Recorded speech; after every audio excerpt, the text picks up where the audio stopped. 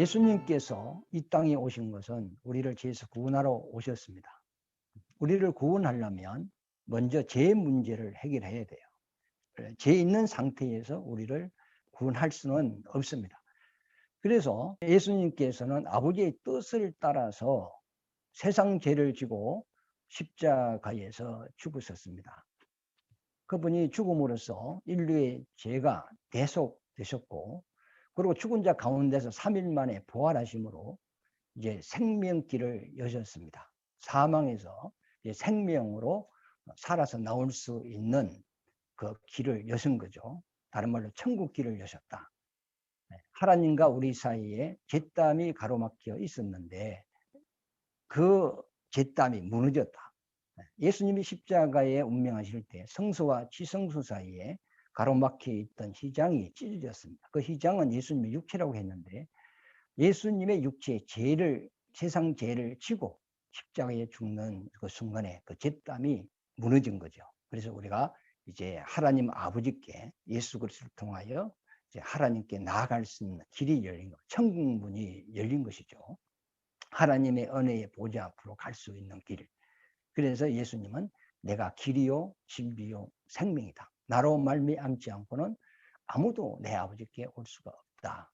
이렇게 말씀을 하셨습니다. 그래서 예수님은 이제 부활하심으로써 이제 사망 근세의 문을 열고 우리 인류가 이제 살아 나올 수 있는 생명길을 이제 여셨어요. 그러고 난 이후에 부활하시고 이 땅에 40일 동안 있으면서 믿는 이제 제자들이나 성도들에게 자신의 이제 부활의 모습을 보여주시다가 하늘로 이제 성천을 하셨죠. 성천을 하셔서 하늘 보좌에 이제 앉음으로써 비로소 만왕의 왕이 되는 겁니다. 주님이 다시 재림할 그때까지 이 세상에 이 복음이 증거되어야 되는데 그 복음 증거를 위하여 예수님께서 보혜사 성령을 믿는 자들에게 보내주셨어요. 그래서 사도와 120명이 마가다락방에서 성령을 충만하게 받았습니다. 사람들은 성령 충만하게 받았다면 어떤 환상이나 꿈이나 계시 이런 것으로 생각하는데 그것은 어떤 밖으로 나타나는 아주 작은 것에 불과하고 성령은 예수를 증거하는 영입니다. 그래서 성령의 충만함을 받으면, 다른 말로 성령의 기름 부음을 받으면 예수를 밝히 알게 되는 겁니다. 성령은 예수를 증거하거든요. 하나님의 말씀을 기억나게 하고 깨닫게 하고 또 장래일을 알게 하고 진리 가운데로 인도하고 이것을 이제 깨닫게 하는 영이 성령입니다. 그러므로 성령이 아니고서는 우리가 예수를 믿을 수가 없어요. 그래서 제자들이 성령을 마가다락방에서 충만하게 받았는데 그 성령을 받는 순간에 예수님으로 말미암아 3년 6개월 동안 들은 그 말씀이 다 깨달아지기 시작했어요. 그러니까 예수님에 대한 확신이 생긴 거죠.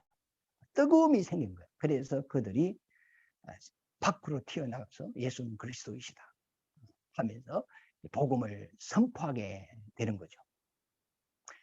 그래서 사실은 예수님이 이 땅에 오셔서는 예수님이 전도하지 않았어요. 전도의 시작은 성령을 받은 사도로부터 시작되는 겁니다. 그래서 사도행전부터 복음이 이제 선포되고 열방으로 예루살렘에서 시작해가지고 그 열방으로 이 복음이 확장되어서 이제 그 나가는 거거든요. 예수님은 공생애를 통하여 죄 문제를 해결하셨고 그 다음에 생명의 길을 여셨고 성령을 보내주셔서 이제 그 성령을 받은 자들이 이제 복음을 전하는 거죠. 예수님은 죄 문제와 생명길을 여셨고 성령을 보내주시는 것까지 예수님은 사역을 하셨어요.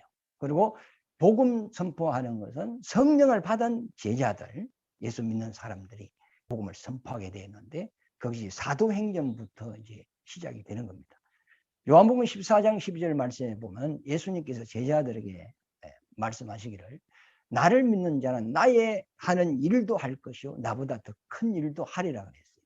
그래서 사도행전 2장에 보면 베드로가 성령의 충만을 받고 한번 설교를 했는데 3,000명이 회개하고 돌아왔다고 그랬어요. 그래서 사도들이 성령 충만함을 받고 나가서 예수는 그리스도이시다 하면서 복음을 선포했는데 사람들의 기하급수적으로 막 엄청난 숫자가 예수를 믿기 시작하는 거예요. 그랬더니 유다 종교 지도자들이 당황하기 시작했죠. 많은 사람들이 예수를 메시아로 믿는단 말이에요. 그렇게 되면 유대교가 없어지는 거거든요. 그래서 이 종교 지도자들이 공회로 모였어요. 회의를 해서 예수 믿는 자들은 이것은 잘못되었다. 이단이다. 이것을 이제 법으로 규정을 하고 그때부터 핍박을 하기 시작합니다. 그래서 예수 믿는 사람들이 예루살렘에서 박해를 받기 시작하거든요. 그래서 사도행전 8장 1절 말씀에 보면 그 박해가 얼마나 심한지 사도 외에는 다 이방으로 도망을 가버렸어요. 스데반도 복음을 전하다 돌에 맞아 죽었잖아요. 베드로도 복음 전하다고 감옥에 갇혀서 이틀 후에 사형을 당하거든요. 물론 하나님이 천사를 보내서 옥문을 열고 베드로를 꺼냈죠. 그러니까 예수 믿는 사람들이 굉장히 어떤 불이익을 당하고 감옥에 갇히게 되고 목숨의 위협을 느끼니까 그만 집이고 재산이고 바치고 막 다 버려두고 이방으로 도망을 가버렸거든요. 그래서 이방으로 믿는 사람들이 가서 믿는 사람끼리 이제 모여서 또 예배를 드려요. 예배를 드리니까 거기서 막 능력이 나타나고 막 병이 치료받고 귀신이 떠나가고 하니까 이방인들이 그걸 보고 자기 신을 버리고 그들이 막 예수를 영접하고 예수 믿기를 시작하는 거예요. 그러니까 예루살렘에서 예수를 박해했더니 예수 믿는 사람들을 박해했더니 이들이 이방으로 흩어져 들어가 가지고 그곳에서 교회를 세우고 이제 이방인들을 전도하기 시작한 거죠. 그래서 가정교회가 태동을 한 거예요. 이 복음이 이방인으로서 가정교회로부터 이제 시작이 되는 겁니다. 그때는 성경이 없었어요. 신약 성경이 이제 기록도 안 되었고, 그들이 단지 모여서 예수님이 이제 공생애 때 행하신 그런 표적과 이적과 하신 말씀을 서로 나누기도 하고, 그 다음에 기도하면서 체험한 것, 또 병치료 받은 것, 이런 걸 서로 나누면서 기도하고 또 이렇게 이제 모임을 갖는 거죠. 그런데 그 이방의 복음을 전하는 그 사도가 바울이었죠, 사실은. 바울이었는데, 이제 교회를 세워졌는데 성경이 없잖아요. 그 당시에는 인쇄 문화가 발전이 안 되었단 말이죠. 지금은 뭐 우리가 뭐 각 가정에 성경책이 뭐 여러 권이 있단 말이죠. 언제든지 우리가 성경을 읽을 수가 있어요. 그러나 그 당시에는 개인이 성경을 가질 수가 없었어요. 성경이 없다 이 말이죠. 그러니까 공회 이제 예배당에 모여서 이제 바울이 이제 서신서 편지로 써가지고 이제 그 이방 교회에 이렇게 보낸단 말이죠. 그러면은 그걸 이제 읽고 한 사람이 읽으면 그거 들으면서 아멘 하고 막 은혜 받고 그러는 거예요. 두루마리가 되어 있는 가죽에다가 이제 바울이 이제 그 하나님의 말씀을 적는 거예요. 바울은 바리새인 파거든요. 바리새인이었거든요. 바리새인은 율법과 선지자에 대하여 정통하는 사람들이다. 이 구약 성경을 너무 잘하는 사람이에요. 근데 바울이 이제 성령을 받으니까 율법과 선지자가 예언한 것을 예수님이 다 이루었다는 이 사실을 깨닫게 된 거죠. 예수님이 우리 그 하나님이 아브라함에게 약속한 메시아라는 것을 이제 알게 되었고, 그래서 이 바울은 공부를 많이 한 사람인데 이것을 논리적으로 그 예수님이 그 행하신 그 모든 것, 율법과 선지자와 복음에 대해서 또 뭐 부활에 대해서 심판에 대해서 막 그 성경에 깊이 있는 내용을 두루마기 튀에다가 편지로 써가지고 보낸 그것이 이제 서신서라 그래요. 그 서신서는 바울이 쓴 서신서는 로마서부터 히브리서까지 이 바울이 쓴 거거든요. 서신서는 거의 다 이제 바울이 쓴 거죠. 그런데 이방이 이제 복음이 확산되기 시작을 했는데 그 사도행전 15장에 보면은 예루살렘부터 이고니온까지 바울이 편만하게 복음을 전했다 그랬어요.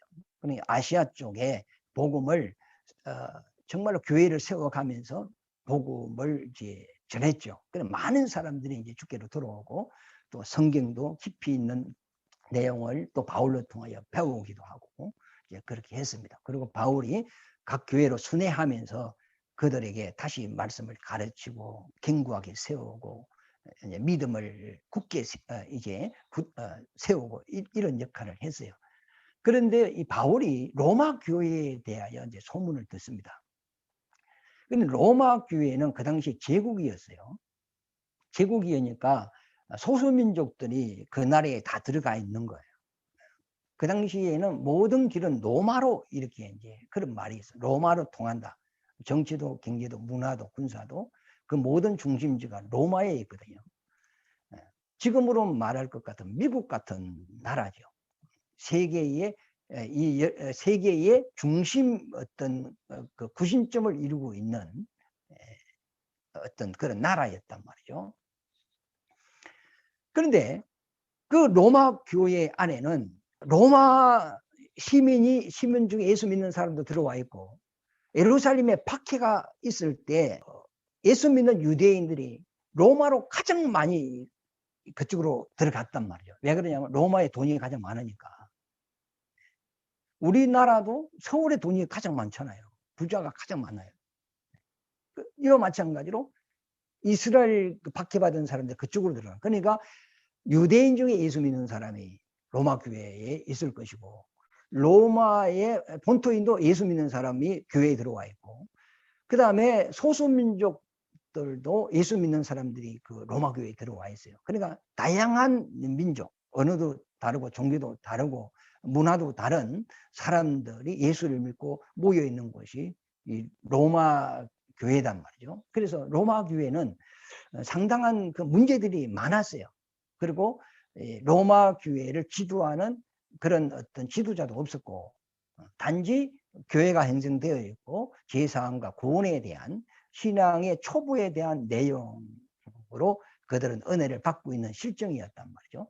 이것을 이제 바울이 알고 바울의 마음에 내가 로마에 가서 지금 저런 어떤 영적인 문제들 이 문제들도 해결해주고 하나님의 깊은 은혜의 말씀을 저들에게 전하고 싶다. 그런 마음이 생겼어요. 그래서 바울은 이 로마 교회를 가고자 여러 번 가고자 했는데 이 길이 막혔다 그랬거든요. 사도행전 1장 13절에도 내가 너희에게 여러 번 가고자 했으나 길이 열리지 않았다 그랬어요. 15장 22절 말씀에도 그러므로 또한 내가 너희에게 가려 하던 것이 여러 번 막혔더니 그랬어요. 근데 바울은 로마에 가고 싶었어요. 그리고 15장 28절에 보면 로마에 갔다가 서버나로 가고 싶어 했다 그랬어요. 왜 서버나는 지금 스페인입니다. 바울은 스페인을 세상 끝으로 본 거예요. 그래서 이 복음이 예루살렘에서부터 시작해서 땅끝까지 가면 다시 이스라엘이 회복된다는 걸 이 바울은 아는 거예요. 그래서 바울은 자기 동족을 굉장히 사랑했어요. 이스라엘이 하나님의 언약의 본 백성인데 이 복음을 받지 못하고 이방인이 받고 있는 거예요. 그는 마음이 아팠죠.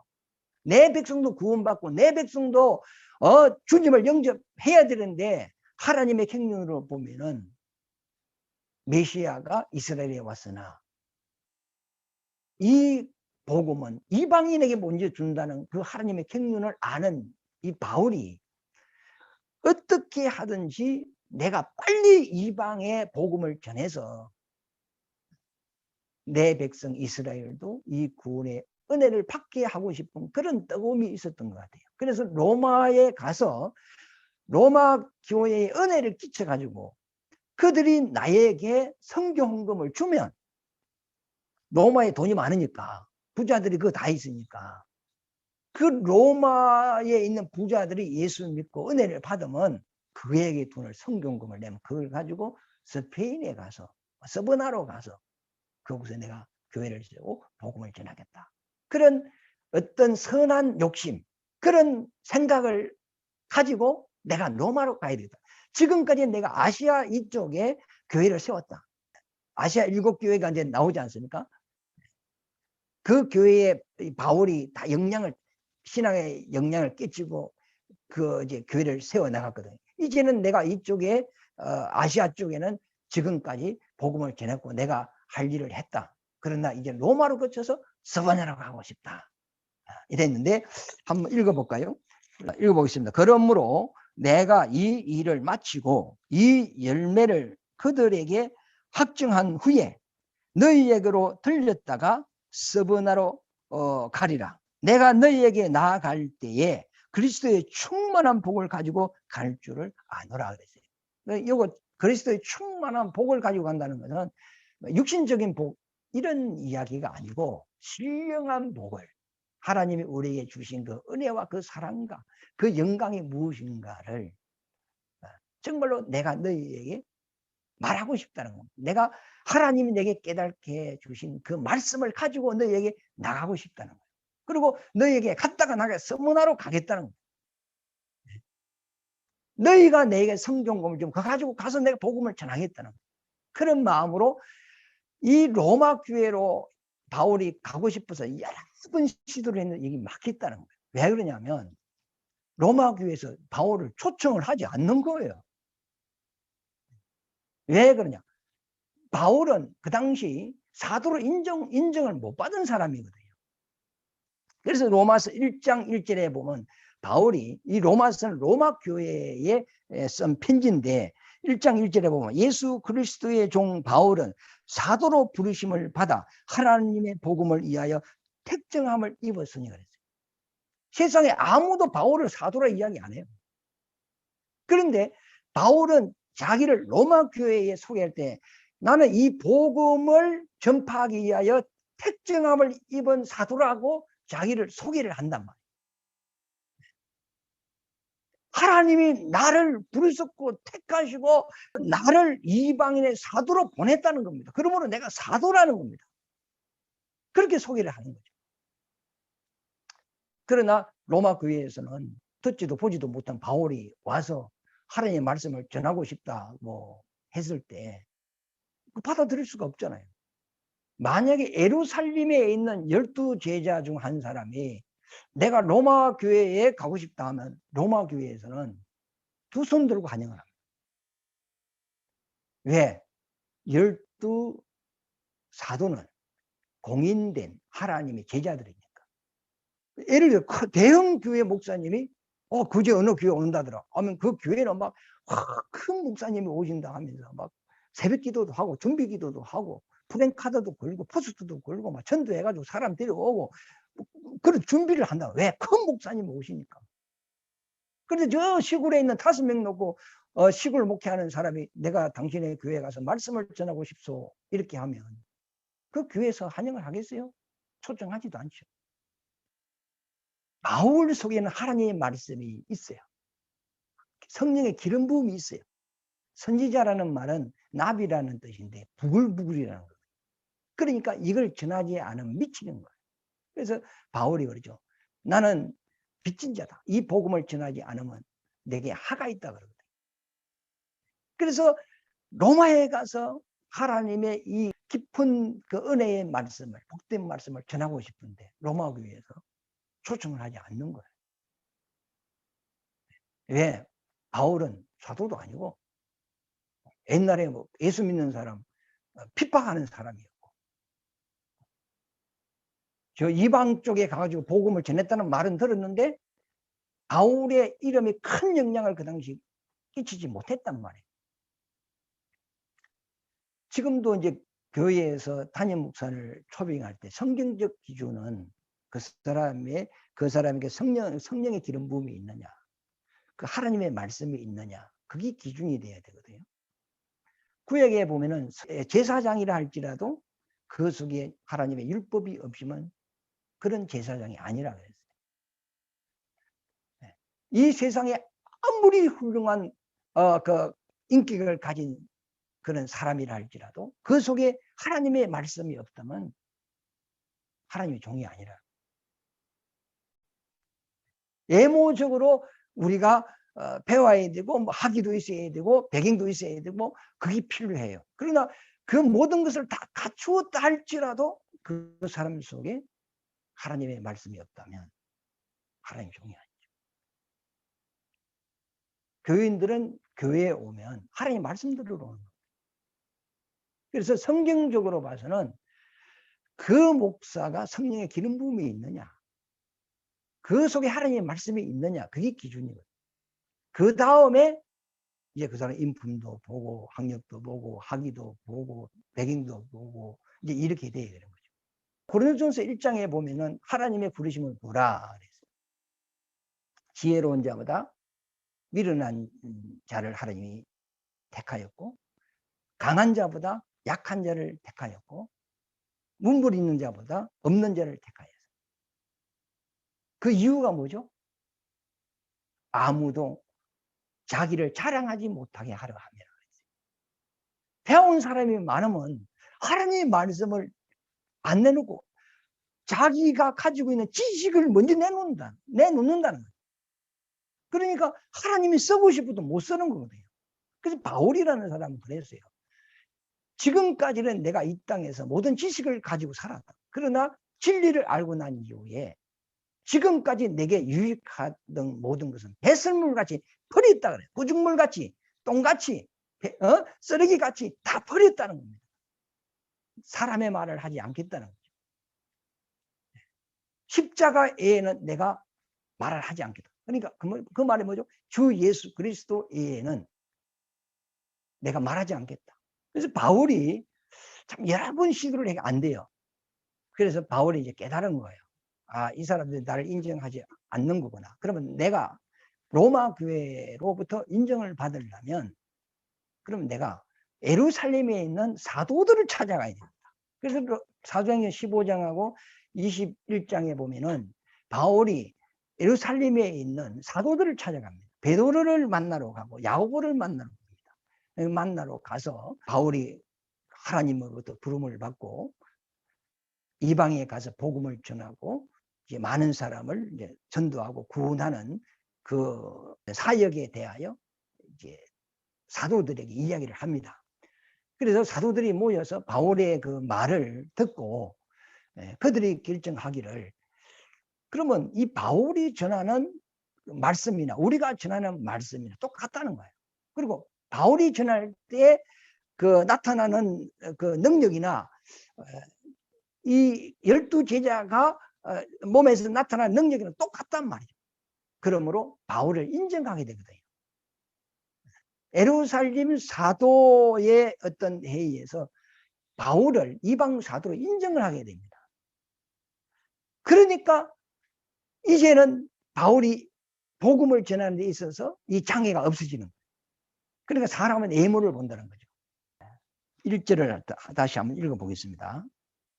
예수 그리스도의 종 바울은 사도로 부름을 받아 그랬어요. 사도. 그러면 예수님의 12 제자가 사도거든요. 그럼 예수님이 공생애 때 이제 12명을 직접 불렀단 말이에요. 그리고 그들을 제자로 택했죠. 그리고 그들과 주님은 동고동락을 하셨어요. 3년 6개월 동안 같이 이제 다니고 같이 잠을 자고 같이 생활을 했어요. 그리고 예수님이 이제 무리 앞에서 뭐 말씀도 선포하지만 그 다음에 또 제자들과 같이 있을 때 또 천국 복음을 가르쳤거든요. 그러니까 3년 6개월 동안 주님으로부터 직접 가르침을 받았고 주님이 사역하는 것을 직접 눈으로 목격하는 사람이에요. 그 다음에 예수님이 십자가에 달릴 때도 이 12 제자는 그것을 목격한 사람이고, 그리고 죽었다가 3일 만에 부활한 그 주님의 모습을 직접 또 봤단 말이죠. 그리고 예수님이 또 하늘로 승천할 때도 감난산에서 그 주님의 승천하는 모습을 이들은 봤고, 그 다음에 성령을 예수님이 보내주셨을 때 마가다락방에서 그 성령의 충만함을 받아서 이제 이 복음을 전하는 자로, 사도는 보냄을 받은 자거든요. 복음을 증거하기 위하여 보냄을 받은 자다. 성령의 충만함을 받고 예수가 그리스도라고 증거하는 자들이 12 사도입니다. 그러면 예수님이 택한 12 사도는 모든 사람이 다 인정을 한다. 그러나 바울은 자기가 사도됨을 또 이야기를 합니다.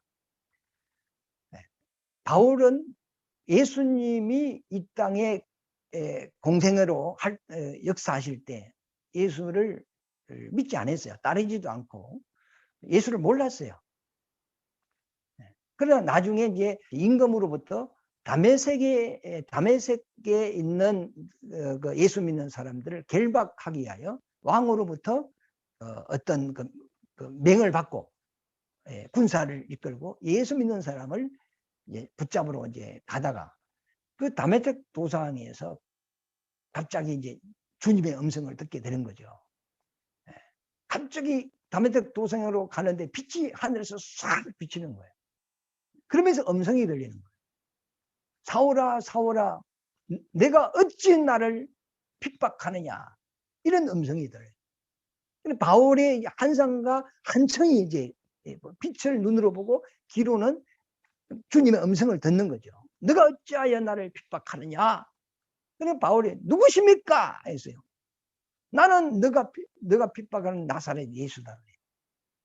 그러면서 주님이 하시는 말씀이 이제부터 너는 내 이름을 이방과 여러 왕들과 이스라엘 자손들에게 전할 나의 택한 그릇이라 그래요. 요것서 바울이 예수님으로부터 부름을 받고 택함을 받는 거예요. 이 바울이 이제 그 성읍에 다메섹 성읍에 갔는데 거기서 예수 믿는 사람을 잡으러 가려고 했는데 그때 그 다메섹 그 성읍에 아나니아라는 집사가 있었어요. 그런데 하나님께서 아나니아라는 집사에게 사울이라는 사람이 너를 찾아올 테니 안수하라 그랬어요. 그 사울이 왔을 때 이 아나니아라는 사람이 무서웠겠죠. 예수 믿는 사람을 결박하고 끌고 가기 위하여 온 사람이니까, 왕의 명령을 가지고 온 사람이니까. 그래서 이제 찾아왔을 때 아나니아가 머리에 안수를 했어요. 안수를 하니까 이제 눈에 꺼풀이 벗겨져서 이제 다시 눈이 보게 되었어요. 그때 아나니아로부터 안수받은 거예요. 그때 바울이 하나님의 말씀을 깨달기 시작했죠. 그러니까 성령의 기름 부음을 받은 거죠. 그리고 난 이후에 갈라디아서 1장에 보면은 아라비아로 가서 3년 동안 하나님의 말씀을 깨달음을 받았다 그랬어요. 그래 예수님의 12제자는 예수님으로 말미암아 부름을 받고 택함을 받고 그 다음에 마가다락방에서 성령을 받고 이스라엘이 복음 전하는 사도로 그들이 역사하고 있지만은 나는 주님이 공생애 때 내가 주님으로도 부름을 받지 못했지만은 죽었다가 3일 만에 부활하신 그 예수님이 다메섹 도상에서 직접 나를 불렸고 이제는 이방과 여러 임금과 이스라엘 자손에게 내 이름을 전하는 나의 택한 그릇이라는 주님의 부르심과 택함을 받았다. 그리고 난 이후에 아나니아가 안수할 때 성령의 기름 부음을 받았습니다. 마가다락방에서 12제자가 성령의 기름 부음을 받은 같이 이 바울은 아나니아가 안수했을 때 성령의 기름 부음을 받았다. 12사도는 예수님과 함께 3년 6개월 동안 그 공생애를 통하여 가르침을 받았지만 이 바울은 아라비아로 가서 그것서 3년 동안 성령으로 하나님의 말씀을 가르침을 받았다. 그러고 난 이후에 이방 사도로 갔다는 거죠. 그러므로 이스라엘 예수님의 12제자만 사도가 아니고 나도 그들의 사도와 똑같이 예수로부터 성령으로부터 기름 부음을 받고 부름을 받고 나도 이방의 사도로 갔다. 이것을 이제 바울이 설명해 가는 건데 우리 갈라디아서 1장을 한번 보겠습니다. 11절부터 보면 형제들아 내가 너희에게 알게 하노니 내가 전한 복음은 사람의 뜻을 따라 된 것이 아니니라. 이는 내가 사람에게서 받은 것도 아니요 배운 것도 아니요 오직 예수 그리스도의 계시로 말미암은 것이라. 사람에게 듣고 배운 것이 아니다. 내가 12사도를 만나서 그들에게 배운 것도 아니고 하나님이 직접 내게 계시로 나를 가르쳐 주셨다. 이렇게 말했죠. 16절에 보면은 그의 아들을 이방에 전하기 위하여 그를 내 속에서 나타내시기를 기뻐하셨을 때에 내가 곧 혈육과 언어하지 아니하고 또 나보다 먼저 사도된 자들을 만나려고 예루살렘으로 가지 아니하고 아라비아로 갔다가 다시 다메섹으로 돌아갔노라. 그 후 3년 만에, 그렇죠, 아라비아로 갔다가 3년 만에 개발을 만나러 예루살렘에 올라갔다는 거예요. 그 3년 동안 뭐 했느냐? 하나님의 계시로 성경을 알았다는 거예요. 12사도는 예수님 공생을 통하여 그들이 예수님으로부터 직접 들었지만은 들은 것 같이 나도 아라비아에서 3년 동안 성령이 내게 이 말씀을 깨닫게 했다는 거예요. 그리고 나를 이방 사도로 보냈다는 거죠. 12사도는 이스라엘에 보냄을 받은 사도지만은 나 바울은 이방에 보낸 사도라는 거예요. 그래서 지금까지 바울은 이방의 교회를 세우고 이방의 편지를 써가지고 이방 교회에 보내고 거의 서신서잖아요. 그러면서 이방의 교회를 편만하게 복음을 편만하게 전했다는 거예요. 내가 그 사역을 했는데 이제는 내가 마지막으로 로마에 가서 이 하나님의 기쁜 은혜를 전하고 싶다는 거예요. 그런데 가고자 했는데 여러 번 막혔죠. 그러나 바울이 사도행 15장하고 21장에 보면 이제 예루살렘 사도들을 만나러 가죠. 만나러 가서 사도들이 바울을 인정을 하는 거예요. 인정을 하니까 이제 로마 교회에서도 사도가 인정한 사람이니까 그분을 우리가 맞이하자 하면서 이제 초청을 하고 말씀을 들을 수 있는 거죠. 마무리를 하겠습니다. 그러면 바울이 이게 성령의 기름 부음을 받고 하나님의 말씀이 막 깨달아지기 시작했어요. 안에서 막 이 말씀이 막 부글부글 살아서 막 역사하기 시작하는 거예요. 그래서 선지자는 하나님의 말씀을 받은 자인데 히브리어는 부글부글이거든요. 그러면 안에서 막 이렇게 막 역사가 일어나니까 견딜 수가 없단 말이에요. 가서 복음을 선포할 수밖에 없거든요. 이와 마찬가지로 지금 우리가 이제 구원을 받고 부름을 받았어요.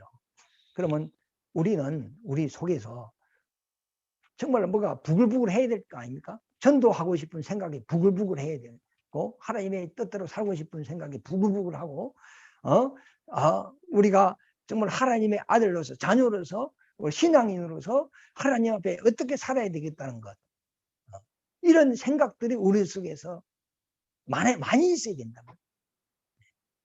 그래서 우리가 전도하고 그래서 이 바울이 이제 사도로 부름을 받고 이방으로 보낸 것 같이 우리도 이제 구원받은 우리도 주님의 부름을 받고 또 우리 속에서 주님을 위한 뜨거운 그런 생각들이, 믿음의 생각들이 막 움직임으로써 또 우리를 통하여 하나님의 역사가 나타날 수 있도록 그렇게 쓰임 받는 저와 여러분이 되어야 될 것 같습니다.